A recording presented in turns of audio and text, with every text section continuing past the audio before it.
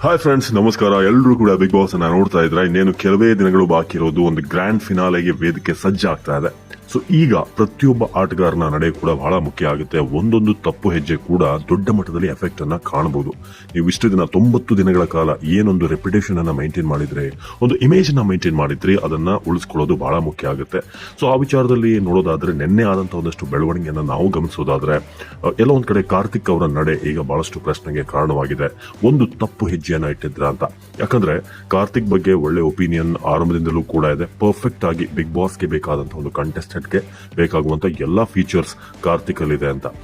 ಚೆನ್ನಾಗಿ ಟಾಸ್ಕ್ ಮಾಡ್ತಾರೆ, ಎಲ್ಲರ ಜೊತೆ ಚೆನ್ನಾಗಿದ್ದಾರೆ, ಒಳ್ಳೆ ಎಂಟರ್ಟೈನ್ಮೆಂಟ್ ಕೊಡ್ತಾರೆ, ಜೊತೆಗೆ ಎನರ್ಜಿ ಇದೆ, ಇನ್ನು ಪ್ರತಿಯೊಬ್ಬರಿಗೂ ಕೊಡುವಂತ ರೆಸ್ಪೆಕ್ಟ್ ಇದೆ ಎಲ್ಲವನ್ನೂ ಕೂಡ ನಾವು ಗಮನಿಸಿದ್ದೀವಿ. ಸಂಗೀತ ಜೊತೆಗೆ ವಿನಯ್ ಜೊತೆಗೆ ಒಂದಷ್ಟು ಟಕ್ಕರ್ಗಳಾಗ್ತಿರೋದು ನಾವು ನೋಡ್ತಿರ್ಬೋದು. ಬಟ್ ಇವನ್ ಕಾರ್ತಿಕ್ ಒಬ್ಬ ಪರ್ಫೆಕ್ಟ್ ಬಿಗ್ ಬಾಸ್ ಸ್ಪರ್ಧಿ ಅನ್ನೋ ರೀತಿಯಾಗಿದೆ.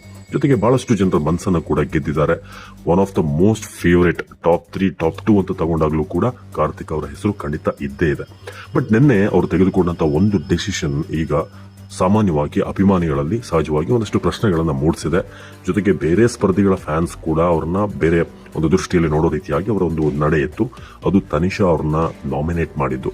ಆ ಹಾರ್ಡ್ ರೀತಿಯಾದಂತಹ ಒಂದು ಚಿತ್ರಕ್ಕೆ ಚುಚ್ಚುವಂತ ಒಂದು ಟಾಸ್ಕ್ ಏನಿತ್ತು, ಅಥವಾ ನಾಮಿನೇಟ್ ಮಾಡುವಂತ ಟಾಸ್ಕ್ ಏನಿತ್ತು.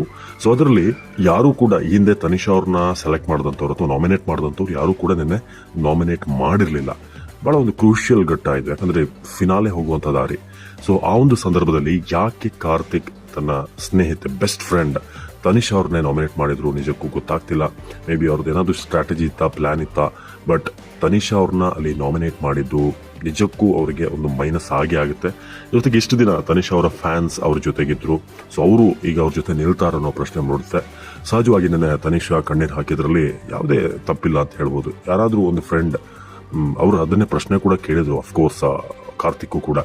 ಯಾಕೆ ಯಾರು ಕೂಡ ಇಷ್ಟು ದಿನ ನನ್ನ ನಾಮಿನೇಟ್ ಮಾಡಿದಂಥವ್ರು ಇಷ್ಟು ವಾರಗಳಲ್ಲಿ ಈ ಬಾರಿ ನಾಮಿನೇಟ್ ಮಾಡಲಿಲ್ಲ, ಬಟ್ ನೀನು ನನ್ನ ಫ್ರೆಂಡ್ ಆಗಿದ್ದು ಯಾಕೆ ನಾಮಿನೇಟ್ ಮಾಡಿದೆ?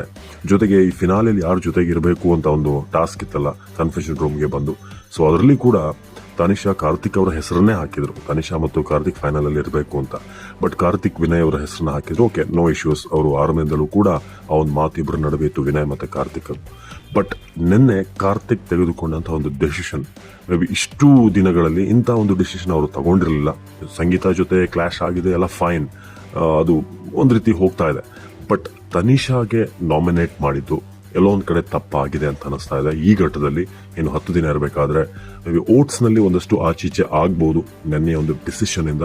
ಮೇ ಬಿ ಬೇರೆ ಸ್ಪರ್ಧಿಗಳ ಫ್ಯಾನ್ಸ್ ಕೂಡ ನಿನ್ನೆ ಕಾರ್ತಿಕ್ ಬಗ್ಗೆ ಸ್ವಲ್ಪ ಬೇಜಾರಾಗಿರ್ತಾರೆ. ತನಿಷಾ ಫ್ಯಾನ್ಸ್ ಅಂತೂ ಸಿಕ್ಕಾಪಟ್ಟೆ ಬೇಜಾರಾಗಿರ್ತಾರೆ.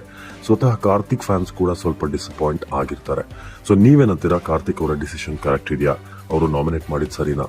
ಮಿಸ್ ಮಾಡದೆ ಕಮೆಂಟ್ ಮಾಡಿ. ನಮಸ್ಕಾರ.